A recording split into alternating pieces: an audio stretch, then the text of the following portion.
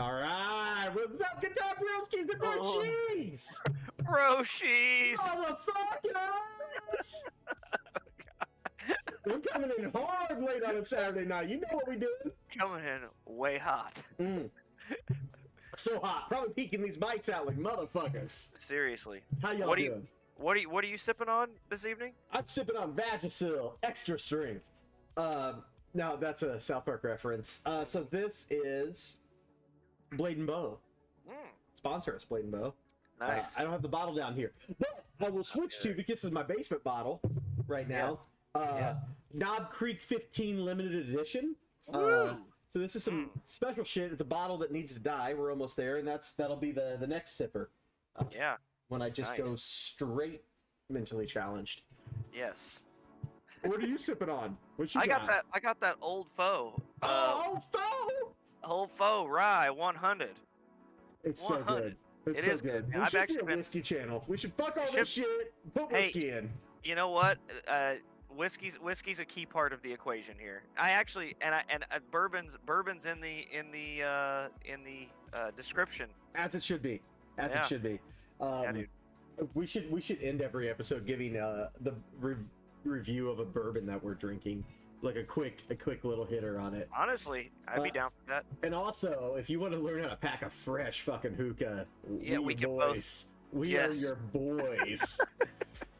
We can throw hookah in there too, for sure. So for all who care. Yes. Yeah. So, but theoretically, if you're here, you want to hear about guitar, so we can get into that. Yes. We're talking about the new Squier shit. We hit it a little bit last episode. It's actually popping off pretty crazy. The prices are going up compared to what I think of a Squier as. The features are also going up. So I guess the big first question, before we even get into models or anything, would you buy a Squier right now, Josh? If you had to buy a new guitar and you got $500, would Squier be where you're going? I mean, let's say you're not looking for something genre specific. Let's say you're looking for a T-shaped or a S-shaped object. Are you going Squier over LTD or Court or some of the other brands that are popping off pretty well now? I think with some of the features, especially like for $500, it's crazy. You know, I mean, used to I mean, 5 years ago. I mean, the main thing that kind of prompted this was the whole roasted maple neck. Them bringing roasted maple necks into the equation, which used to be just like 5 years ago, a straight up custom shop option. Yeah, that was a high end feature that you only had roasted maple if you were balling out of control. And now us little bitches can have roasted maple for $500, $500, baby. It just is all day. And they're doing some really hot. I mean, there's hot shit going on there. Even besides the roasted maple, they're doing some really nice colors and model options. Hey, they're doing shit in Squier because we know, realistically, the classic vibe series, which is like if you want something that harkens back to a 60s or a 50s strat, but isn't. It's definitely not those things. But if you want something that's like those things, but maybe has a little bit more modern appointments, it isn't like true to a complete 50s design, but it's like it's a modern guitar that like has some touches of the 50s or 60s got models. A little bit of that feel, You could get those, and dude, they're bangers. Like, I own one. I bought one for my wife to learn guitar on, like, almost a decade plus ago now. I don't know when they released, so my time frame might be a little square, but it's somewhere around 10 years ago. And from the moment those hit market, they were obviously value leaders. And you want a great Strat, but you don't want to pay Fender price, and you're not going used. You just want to buy it new and off the shelf. They've always been bangers for that price. Now it seems like the 100%. Contemporary series... in the past has been, it might still be, I should look up price point, has been the series under the Classic Vibe series. Classic Vibe series was kind of like the top of the Squier range, and the Contemporary was under that, and then you had, there's like another series I can't remember the name of, and then it was Affinity and then Bullet. Right.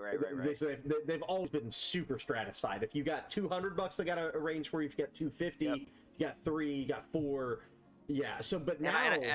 Yeah, I feel like those $200 guitars were always a great value. Yes, if you were starting out and you had $100, for the longest time when we were working at the guitar shop, I know a Squier Affinity Strat or Affinity Tele was $179.99 off the shelf, and they were really solid guitars off the shelf.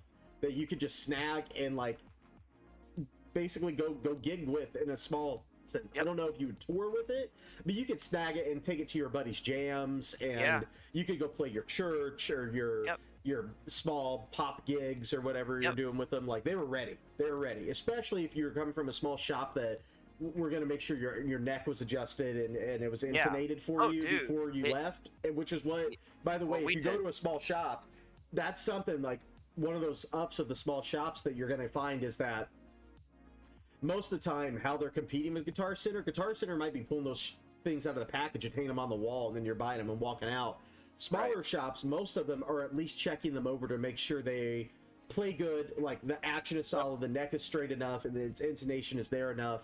It's actually playable. Like what we did was, even if you bought a package guitar, if you bought a Strat pack, we would take it out and we would set it up like $2,000 guitar. Yeah, you were getting a free setup if you came to our small shop and spent the $300 for the pack with your little amp and your little cables and little tuner they gave you, but GC wasn't, or Sam Ash probably wasn't. So that was like why you might come to us and spend that same money at the local shop, because you're going to get that little bit of extra love. Which those guitars, if you're buying those guitars, you probably don't know how to do the work. You probably don't even want to do work. You know, you might not even know that it should be done. Yeah. But we were doing it anyway because, because that's what you did. You said like, oh, that's what we did. Dude, this guitar's gonna treat you right. Thank you for buying it from here. Like, come back, buy your strings, buy your next step up guitar with us. But we're gonna make this guitar as good as it possibly can be, and it's gonna be really dang good by the time I get done spending an extra little bit of time with some love on it. Yep. And that's cool. So support your local spots where they are. Yes. 100%. We should actually like reach out and see if IRC wants to get in slap a label on this, but we're gonna have to warn them that it's gonna be filled with drinking and cussing and expletives and the whole 9 yards. All the things that the folks on the interwebs want to see. Yeah, they have nothing to lose except for all of their Christian propaganda. Right. Yeah. So 100%. Well, you want to bring the page up? We can take a look at a few of them. I'll go ahead and whack it up. Let me do a Google search. I found I think it was a Premier Guitar article that I pulled up initially when I was just checking them out. So let's see here. It was Gear News. Gear News. Okay. GearNews.com. So, dude, I mean, just look at those finishes right out of the gate. They look fresh. They look great. I'm gonna put myself in the mind of, I'm gonna say like 14 or 15-year-old Dustin. Yes. I have learned how to play my cowboy chords on my dad's acoustic guitar, which lived under my bed, and now I'm going to. This is kind of a false scenario, but I'm going to go buy my first guitar. For some reason, I have more money.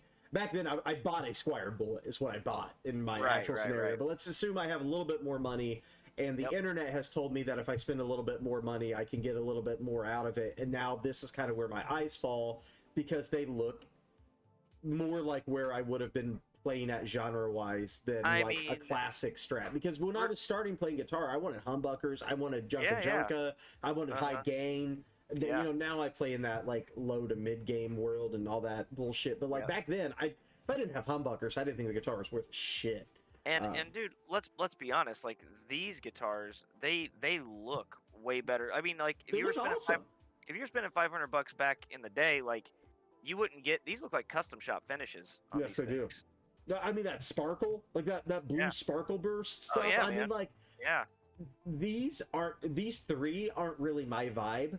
Honestly, but they look killer. I wouldn't play fantastic. These. I would play the shell pink with a black guard. Like I would buy that guitar. And that Floyd would have spoken to me all day long. Like I would have gravitated towards that immediately. And it's like I think we checked maybe that one out before, and it's got like a legit Floyd Rose on it. Yeah, it does. It's like an actual Floyd. It's not like some bullcrap. Yeah, it's like a licensed one. It's mental, like what you're getting. Yeah, and then we're talking roasted maple necks. We're talking roasted maple necks, and I'm pretty sure they got them on, like, we can see the fretboards there look roasted on on 3 of those, but I'm sure behind that rosewood is a roasted maple neck as well.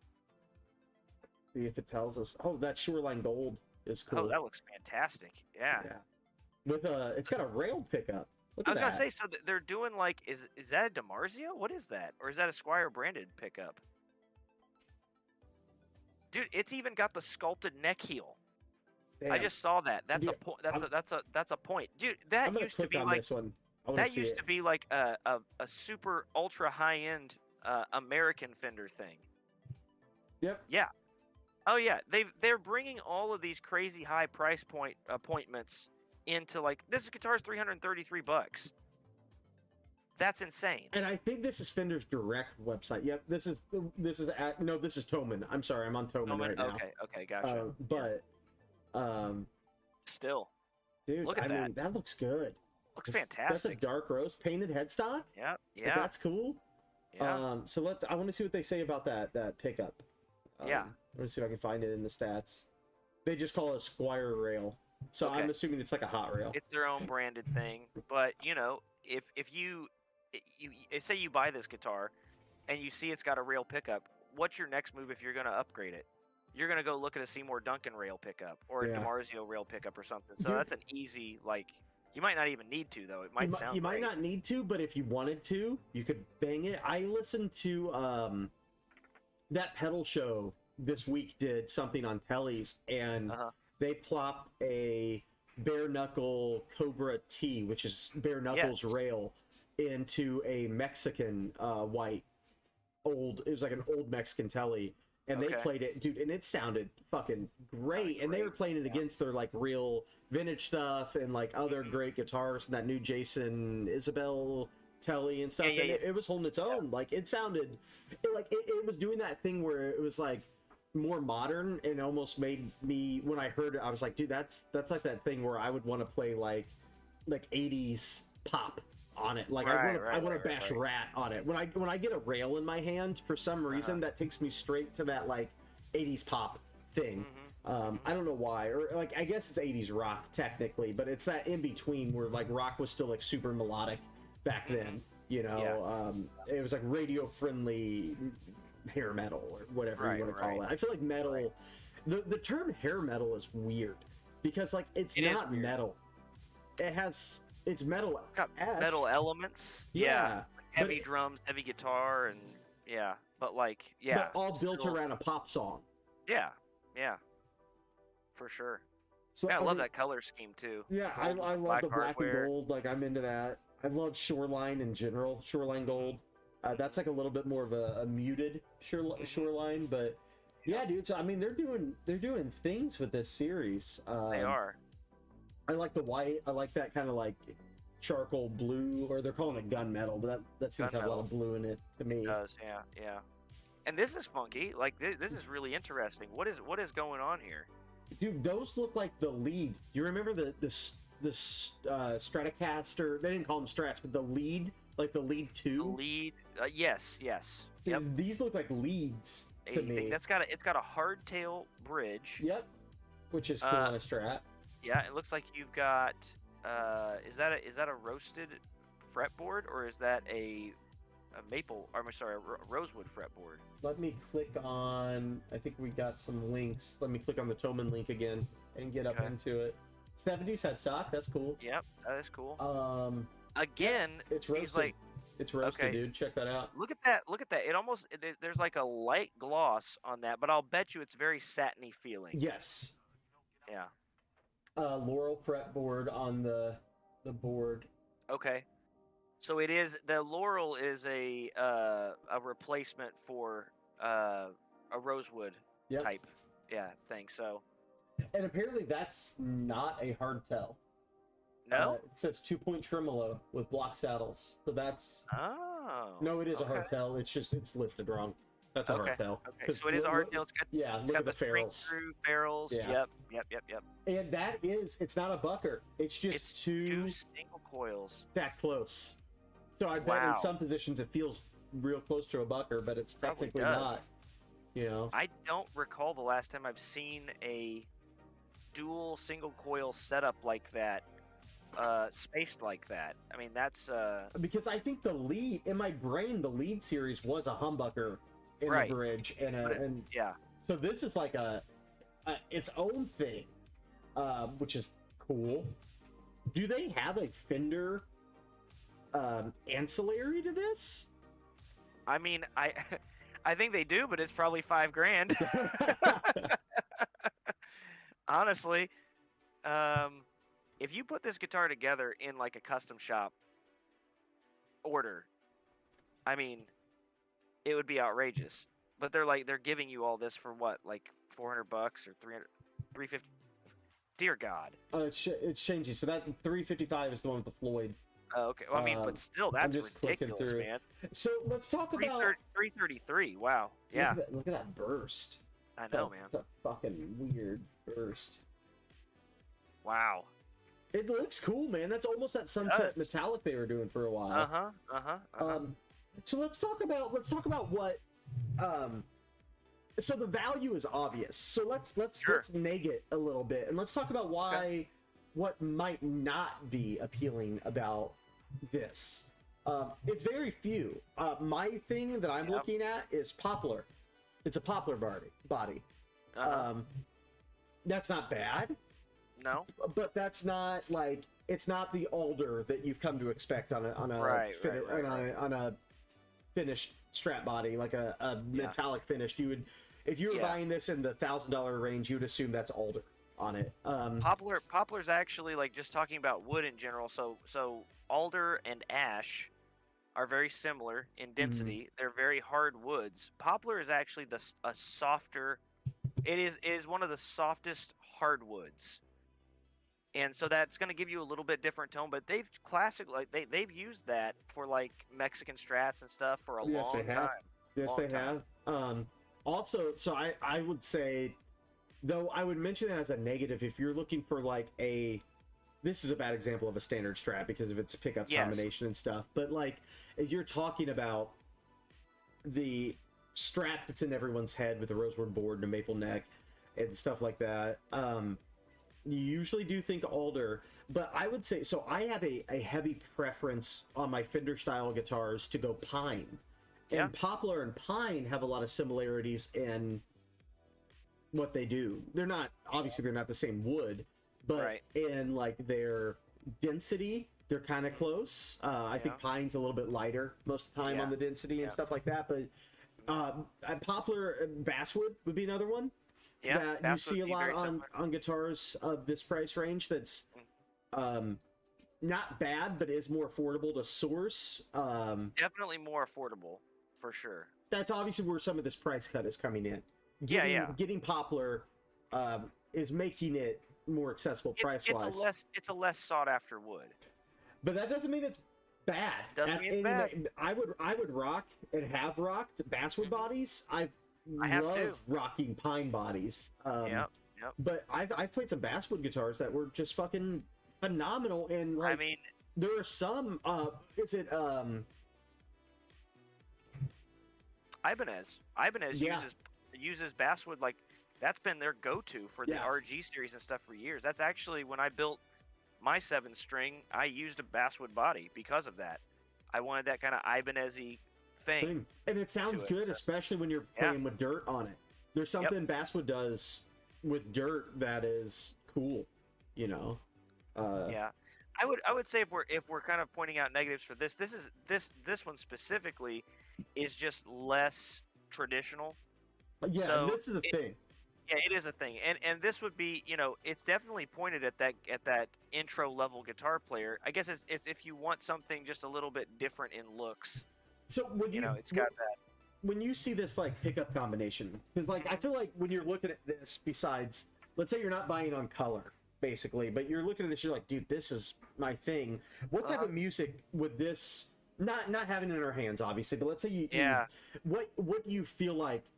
Genre-wise music you would play when you pick this up, because I don't know. This takes me to a place. I'm curious if it takes you to a similar place. I mean, for me, it almost looks kind of like a punk style thing with the single coils. You know, it could get raunchy. Dirty raunch, not tight raunch. No, dirty, filthy, dirty. Yeah, because of the single coils. But you want to play it. For me, looking at this, They've got it definitely pointed at people who want to play dirtier stuff, right? Yeah. They want to play rock. Yeah. But So that's where I went when I saw this. Yeah. I'm thinking of if I took this and let's say you got a good tube amp or you got some nice pedals or whatever. If I bought this guitar, and it was like my electric guitar, the one I had, I'm assuming I'm in a alt rock band that wants to play some stuff that's like, and this is a genre I love, and I don't know if it's a genre as much as a decade point, but I want to play bands like Live and like Lightning Crashes Live or like that type of stuff. I'd want to play like Third Eye Blind type stuff. I'd want to do Goo Goo Dolls, Collective Soul, that stuff where like those bands played like with a lot of gain, but they also had a guy on the band usually playing like an acoustic guitar or a cleaner guitar. Gin Blossoms, I feel like I could buy this and rock some fucking Gin Blossoms out of control. And I feel like that music is probably primed to become like really coolly resurgent, or at least those tones. Like this and a DS1 and a fucking tube amp like is going to take you to like a place, or like we have to say Nirvana, right? If you're if you're buying this and you're young and you're trying to look for a point of like what type of band you're gonna sound like with this guitar, if you want to play something that sounds like Nirvana, this is going to get you into that Cobain, Novak, Grohl world so quick. It is kind of built to be that thing where it's like it can be aggressive, but it's going to be grainy and dirty and a little sloppier than like your the other one with the Floyd or whatever. This is going to be loose, and that's going to be cool if you want that. Now, I would not. You'd be disappointed if you want to buy this and play type progressive metal. This is not. Or just like like Metallica or something like that. It's not. It's not going to gent. I mean, it probably will in some ways, but it's not going to be like actual tight. You know, right. And it's those single coils, right? Yeah, it's just not that, but... If you want that, I think you're going. That's the same guitar. Hang on, let me go back to the. I'm looking for the Floyd. Yep, you're gonna do that Floyd. This is like if you want something that's a little bit more like, I'm a rock guy, and I want to play rock and roll. This is gonna take you there. This is gonna hit all of your rock and roll buttons all the time. It is just a super strat. Like that's what we call these. This is a super strat. It is. It is a form of the super strat. Now for $355, you get a super strat with a roasted maple neck and a legit like Floyd Rose on it. I mean, not a junk like fall apart after a year Floyd Rose, but like pretty sure we looked at this and it was like 1000 series Floyd Rose or something. It is. Yeah, which is like one step under like big boys Floyd Rose. Yeah, I mean this is as good as you can hope for on. I mean, for $350, good lord. I mean, the Floyd costs half that if you were to buy it solo. Yeah. Almost. Yeah, seriously. Yeah, you're getting a lot of bang for your buck with this thing. So if you want to play, dude, I mean, the cool thing about a super strat is you could play heavy stuff, but you could also just play, I'm gonna call it normal stuff, but like normal rock and even your clean stuff with Buckers. Buckers sound great clean. I feel like they don't get enough love for the sound of a humbucker with some chorus and reverb and delay. You can sound really stinking rad on some Buckers, and I feel like that's an overlooked thing in the hipster world of like everybody wants single coils, they want teles, they want strat pickups or gold foils or whatever, but you can actually make some fucking baller hipster sounds on two Buckers. It's overlooked. So this is like if you want, I've always thought if you want a guitar that is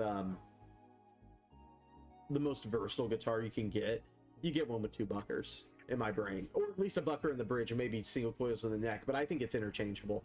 Right, which is what that other tele was doing.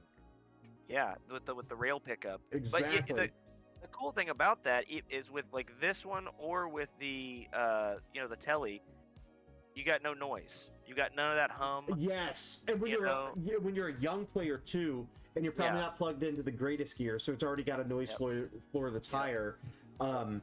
This is going to cut as much as possible out just from the source. And when I was a young player, especially playing live, when I wasn't as up on my volume knobs, just like snap it off the second my chord ended or whatever. That's a thing you learn to do as a live musician, that you're not going to feel as forced to do that when your lead singer's talking out to the crowd. You're not going to have to like slap your volume knob or stomp on your tuner pedal to mute.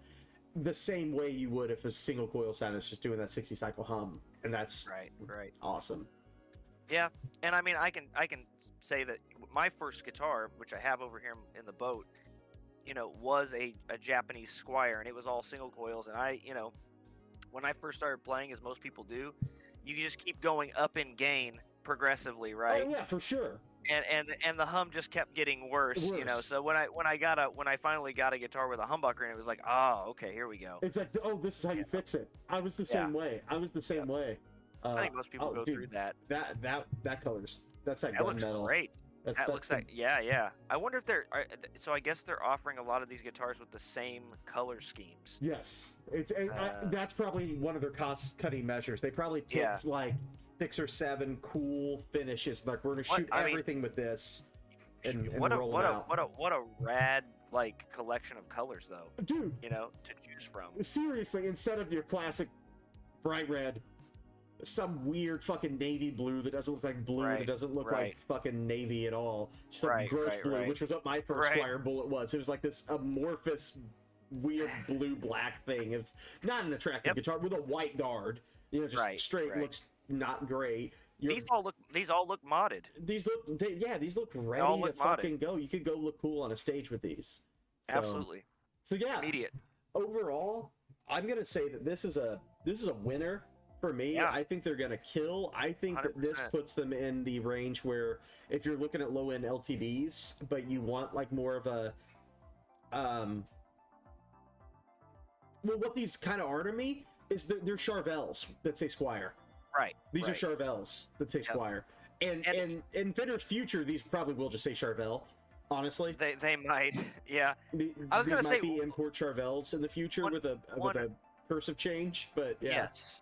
I was gonna say one important thing with the roasted maple, I guess that we kind of glossed over, and the reason kind of why they started doing it in the first place was not only because it kind of the roasted maple and roasted woods that they're using for bodies, they mimic the sound and kind of they're supposed to mimic the sound and the feel of like an older guitar, right? Yeah. So let's talk about. Well, after your point, let's talk about what roasting actually is as like a concept, because they might not know. Let's that's what I was gonna say. Yeah. I was gonna say the other thing that the roasting process does is it stabilizes the neck. Yep. So when you sap all of that moisture out of the wood, it actually stabilizes it. And by stabilizing it, we mean it makes it more. It tends to be more reliable as far as how you adjust it and how it stays in adjustment.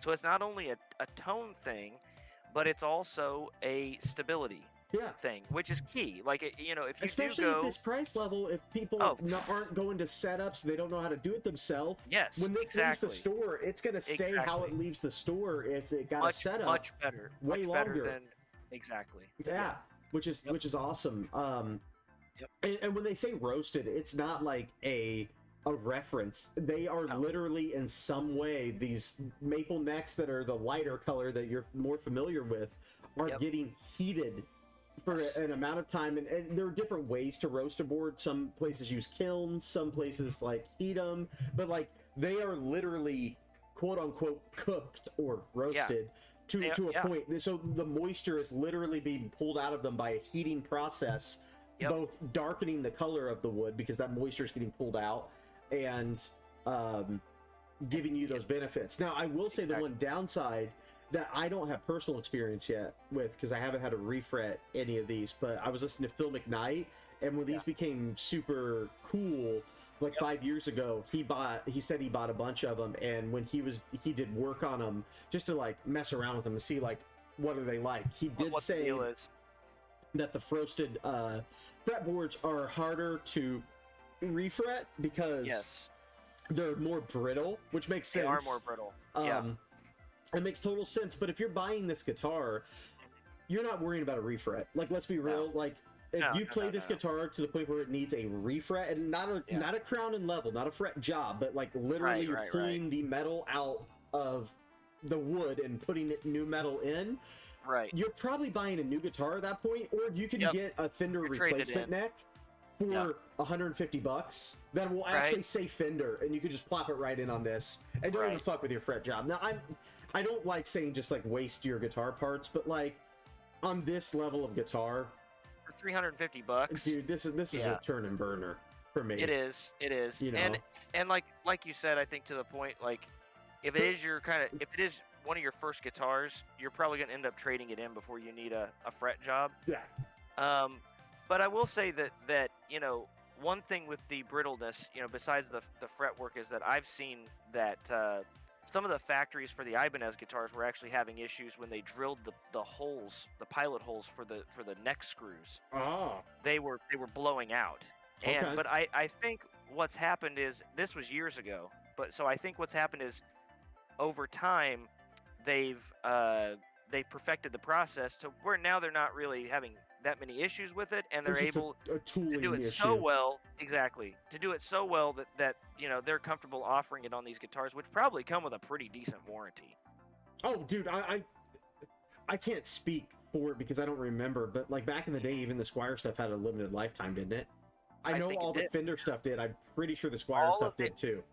100%, all the stuff that actually had the Fender branding on it had 100% parts and work craftsmanship, limited lifetime warranty. I would not be surprised if the Squier guitars, were offering something similar. Yeah, it's probably something really nutty for the price level. Yeah. Yep. It doesn't say it in the stuff, but like, yeah. I mean, this is also Thomann, and by the way, if you don't know Thomann's, I believe it's German. So I'm not even looking at a website that you would, if you're buying this guitar from an American, so let's say a Sweetwater or something. Sweetwater, right. Like, yeah, and if you get it and it's blown out, like Sweetwater's gonna take care of you. Like they're for real. Yeah. Like they're fucking ballers. You buy a new guitar from any one of the well, any Squier dealer, Yeah, actually, anyone's gonna help you out with this. Yeah, like even a small guy's not gonna. Again, if you go to a mom and pop shop, you get an extra level of quality control. If it's blown out and it's a good mom and pop shop, they're not even gonna put it out. Probably they're gonna send it back before it could ever get in your hands. Like realistically, or you're gonna pay $200 for it, and they're gonna say, "Hey, this doesn't come with the warranty, but we chopped $200 off the fucking price, and this is what you're getting. We fixed it to a level, and we're just gonna send it out the door." And it's one of those two things will happen. It's either fixed good enough, and you're getting a mega deal from a mom and pop, or you're not even gonna have to worry about it. So, dude, I am just curious, and this even if it doesn't, it like for the price it doesn't matter. but does it come with like a gig bag or anything that you see? I'm just curious. That would just be like cherry on top. On top, it doesn't say. Let me pop over to Sweetwater. I feel like they're a little bit more descriptive. And man, that tele looks good. That tele just looks really good. We didn't even talk about. Is that a Jaguar with the two humbuckers? Yeah, let me type in the Jaguar as we're pulling up on. It's probably a Jazzmaster, but with buckers instead of. Yeah. Temporary. Give me a sec. We'll pop this up. Well, there's one from MF. That's MF. Yep. That's a different one. That's a different one. That's this year's. Jim Root or something. That was like a Squier version of the Root body. Yeah. So this is Guitar Center. So that'll be close enough. Yep.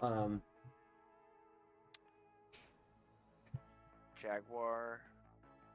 Roasted maple, 24.5-inch scale. Okay. That's right for a Jaguar. Yep. Okay. Other. Yeah. It doesn't. I mean, I'm sure I don't think we're getting a bag with it. I'm sure it doesn't, but that's still an amazing deal. Yeah. I think. Yeah.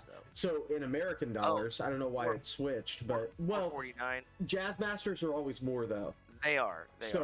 That could be just the jazz price. And I'm pretty sure that the Thomann price was in American dollars, so it'd be interesting to see if these guitars from GC or from an American distributor. That looks stinking rad though. It does.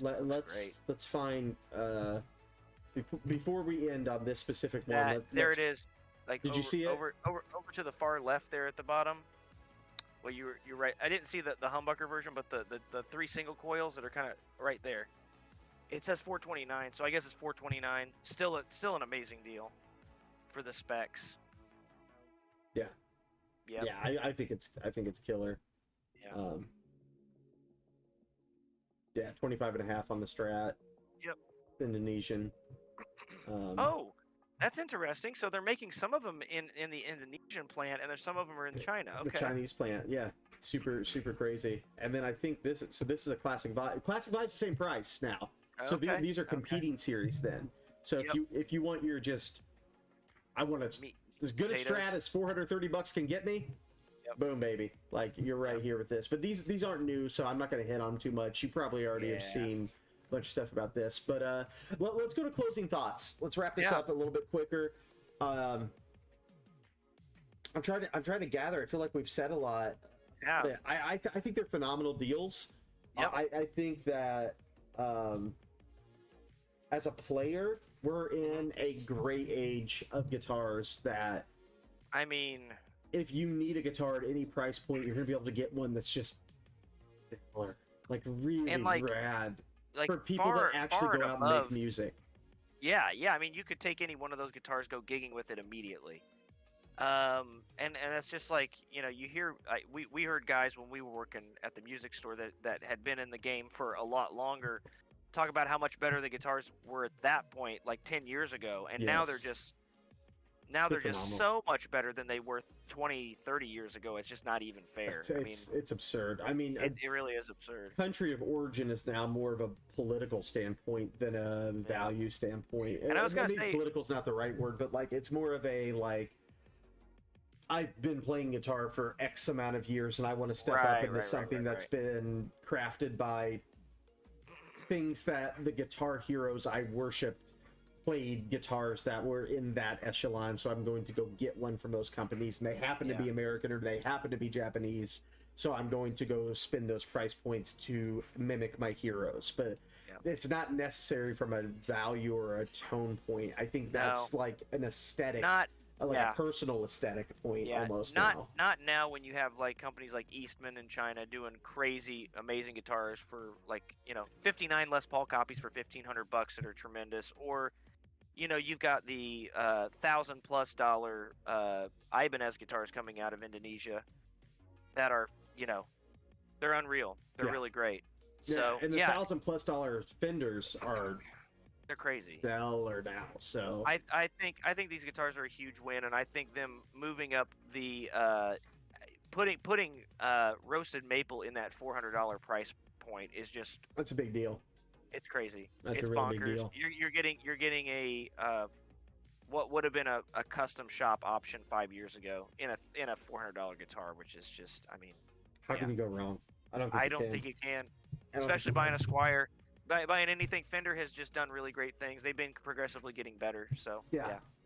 So I would say if you're looking into this, from obviously we don't have an opportunity to get our hands on this stuff yet, and no one does really, unless you're like A&R rep, or you went to NAMM, or you're a mega YouTuber or whatever. But like looking at specs and just knowing the amount of quality that these companies have put out, I would say if this is your thing, pull the trigger on it. But also know it's not going to get to you for a long time, because like they're going to be back ordered. None of these places seem to have any of them in stock. There's all sorts of shipping and procurement issues going on right now. Just a heads up with that. If you're really turned on to one of these guitars, but you're waiting for it to be your first guitar, that I guess that would be my only caveat. If you're saying like, oh, I'm gonna buy that, maybe I'd go into a guitar store and leave with a guitar just so you can get playing, even if it's not as cool of a finish or whatever. I mean, the 2020 guitars were also like amazing. Don't get caught up in the new. If you're waiting to buy a guitar, I don't know if I would wait for them. But, unless one really does it for you. Yeah. But that's where I'd be at. So I feel like that's a wrap on this. So guys, thanks for watching. Thanks so much. Everybody take care, and we'll catch you on the flip side. And don't forget to click like and subscribe if you haven't already. All that bullshit. Hit that thumbs down button. I want to see a million thumbs down in this video. Thumbs down it. So don't ring that bell. we made a new outro last time we did this, so I'm going to give it to you guys. It's fuck off.